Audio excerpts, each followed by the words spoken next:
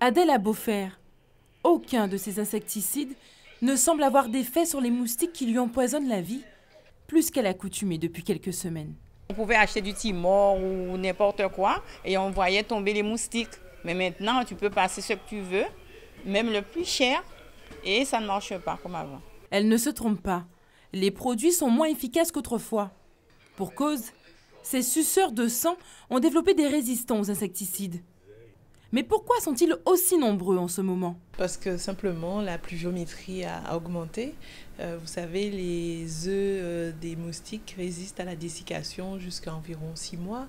Donc tous les réceptacles qui étaient en attente d'eau et qui sont remplis aujourd'hui contribuent à la prolifération des moustiques, tout simplement. Que fait l'Agence régionale de la santé pour limiter la prolifération de cet insecte?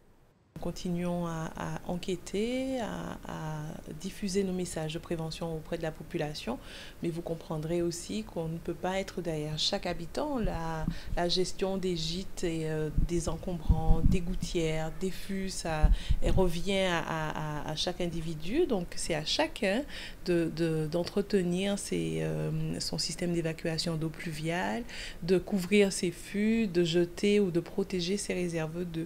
L'ARS ne pourra certainement pas intervenir auprès de chacun. Pour le moment, aucun cas de dengue n'a été détecté.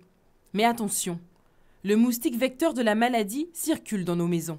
Il ne faut quand même pas oublier qu'il y a 4 types de dengue et qu'on n'est pas immunisé contre, on est immunisé que contre la dengue qu'on a eue. Par exemple, une dengue 1, on est immunisé contre la dengue 1 et pas contre les 3 autres. Donc il faut rester vigilant parce que le vecteur de la dengue, c'est Aedes aegypti. C'est le moustique que nous trouvons dans pratiquement toutes les habitations et qu'il suffit simplement qu'il y ait une personne infectée pour que l'épidémie puisse redémarrer. Rappelons qu'en 2010, l'épidémie, la dengue de type 1, avait touché 46 000 personnes dans notre département. La vigilance autour de nos maisons reste le meilleur moyen de se protéger contre ces agaçantes petites bêtes.